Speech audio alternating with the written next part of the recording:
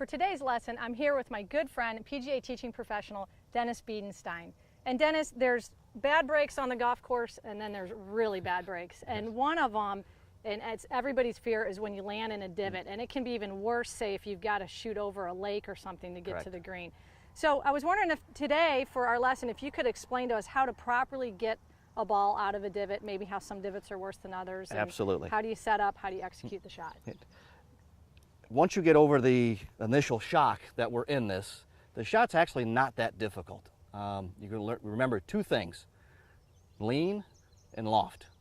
Okay, the lean is we got to make sure that we have the shaft leaning forward as we hit this golf ball. We also want to make sure we take a golf club that has some loft to it to help us to take this out of this situation. Right.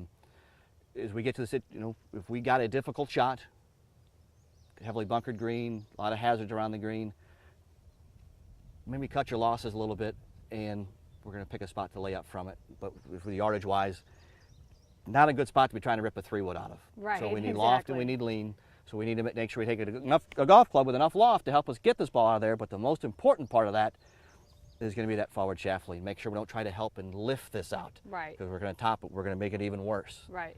Okay? Right. So forward shaft lean, moving ourselves past the golf ball, and make sure we have enough loft on the golf club. And always hitting down. And how much would you recommend a player follows through on that? Do you execute it more like a punch shot, or do you complete the whole It depends. It's a good question. If we find the golf ball is at the front of a deep divot, we're pretty much going to have to hit down on it because we're not going to be able to go through. We're going to risk hurting ourselves. Right. But if we're back towards the middle of a clean divot, we can go ahead and make a complete follow through. So where it is in the divot is very important to what we do after we make contact to it, because we don't want to risk injury as we're going through it. We have to be a little smart with it as well. Right. And how about different grasses? Like this is zoysia, which is spongy anyway. Yep. So to me, it looks like the ball's not really going to sit down too much. So it's probably not going to affect you all that much. It shouldn't affect you that much. What affects you the most here is what's upstairs. Mentally. Mentally. Yeah. And then when you say like bent grass, there's going to be some deeper. There'll be deeper divots. But the good part about the bent grass is softer. As you make contact, typically it's going to be a little more moist, a little more sand-based. You're going to be able to rip it out, make even a bigger divot as you go with it. Exactly, exactly. So, okay, so we're going to take more loft. We're going to hit it with that forward-leaning shaft so we hit down on it. So can you do it for us and show us how it's done? We're going to try. All right.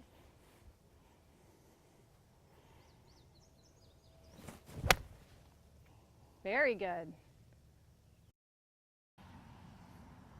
So I'd like to give a big thanks to my good friend, Dennis Biedenstein, PGA teaching professional, for being with us here today on mygolfinstructor.com.